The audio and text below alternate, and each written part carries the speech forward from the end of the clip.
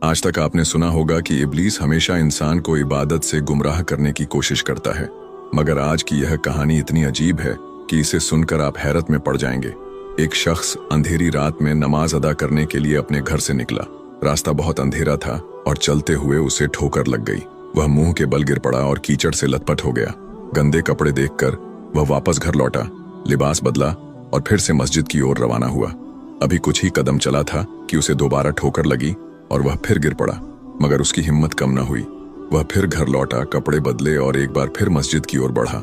इस बार जब वह घर से बाहर निकला तो दरवाजे पर एक अजनबी खड़ा था, जिसके हाथ में एक चमकता हुआ चिराग था। अजनबी चुपचाप उसके आगे आगे मस्जिद की तरफ चल पड़ा।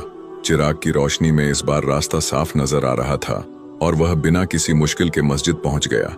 मस्जिद के दरवाजे पर वह अजनबी ठहर गया और नमाजी अंदर चला गया। नमाज अदा करने के बाद जब वह बाहर निकला तो देखा कि वह अजनबी अभी भी खड़ा था, मानो उसे घर छोड़ने आया हो।